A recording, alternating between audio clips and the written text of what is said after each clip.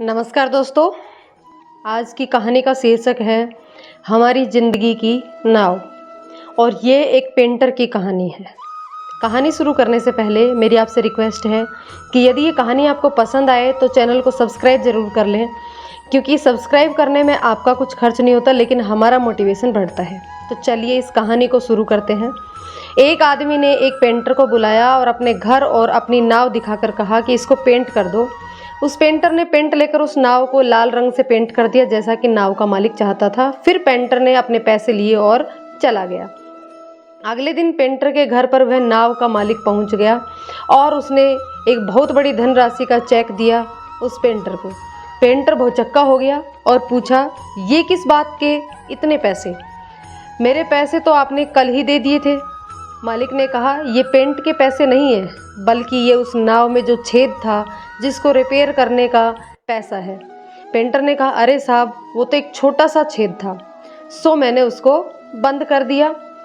उसके लिए, उस छोटे से छेद के लिए इतना पैसा मुझे ठीक नहीं लग रहा। मालिक ने कहा, दोस्त, तुम्हें पूरी बात पता नहीं है। अच्छा, मैं विस्तार से तुमको समझाता हूँ। जब मैंने तुम्हें पेंट करने के लिए कहा तो जल्दबाजी में तुम्हें ये बताना भूल गया कि नाव में एक छेद है, उसको रिपेयर कर देना। और जब पेंट सूख गया तो मेरे दोनों बच्चे उस नाव को समुद्र में लेकर नौकायान के लिए निकल गए।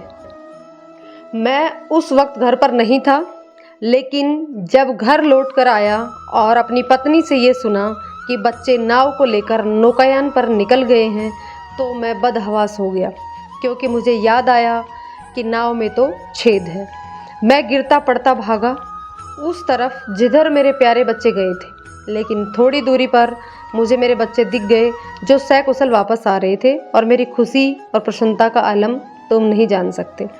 फिर मैंने छेद चेक किया तो पता चला कि मुझे बिना बताए तुम उसको रिपेयर कर चुके हो। तो मेरे दोस्त, उस महान कार्य के लिए ये पैसे भी बहुत थोड़े हैं। मेरी औकात नहीं है कि मैं उस कार्य के बदले तुम्हें ठीक ठाक पैसे दे पाऊँ।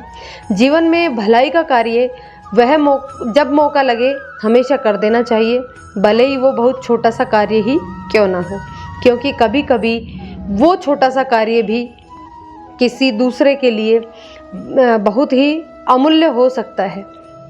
तो सभी मित्रों को जिन्होंने मेरी ज़िंदगी की नाव कभी भी रिपेयर की हो तो उन्हें हार्दिक धन्यवाद। यानी कि जिन्होंने मेरे लिए कभी कुछ अच्छा किया हो, उन सबको तहे दिल से धन्यवाद। दोस्तों, सदैव प्रयत्नशील रहें कि हम किसी भी समय पर किसी की भी नाव रिपेयर करने के लिए हमेशा तत्पर रहें, यानी कि किसी की मदद करने के लिए हमेशा तत्पर रहें।